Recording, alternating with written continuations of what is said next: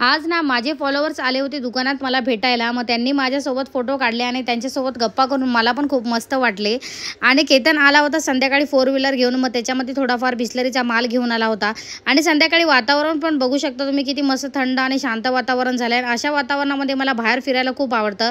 केतननी मोठी गाडी आणलीच होती. मग आम्ही आलो होतो अंबिका चौकामध्ये थोडासा किराणा माल घेण्यासाठी. तर आम्ही हॉटेलचा पण माल घेतला आणि थोडासा घरी पण किराणा घेतला. किराणा घेतल्यानंतर आम्ही आलो घरी सगळा माल उतरवून ठेवला. मग नंतरला परत मी दुकानावर आली. दुकानावरून मोठू आणि मी परत आम्ही गावात आलो होतो मिरच्या घेण्यासाठी. तसं मी 1 आठवड्याचा एकदा स्टॉक घेऊन ठेवला. मग टेन्शन नाही. घरी आली तर मस्त आजचा मेनू बनवला होता मच्छी फ्राय. आणि इकडे कविता त्यांनी मस्तपैकी गुळ आंबा बनवायला घेतला होता, तो पण माझा फेवरेट. आणि इकडे आंबे मस्त तोडून आणि ठेवले होते लोणच्यासाठी. तर रेवासारखी त्याच्यावर हात टाकत होती. सासूबाई बसल्या होत्या भाकर खाण्यासाठी, पण त्यांची एक सवय आहे की त्याच्यातला एक तुकडा तरी तोडून मला देणारच. आणि ते त्यांचं प्रेम आहे आणि ती मी खाणारच आवडीने. मस्त गुळ आंबा पण तोपर्यंत तयार झाला होता. मग काय झाला पहिला मी ते खाऊन बघितला. खूप मस्त टेस्टी झाला होता आणि कविता त्यांनी बनवला होता. ब्लॉग आवडला असेल तर लाईक शेअर सबस्क्राईब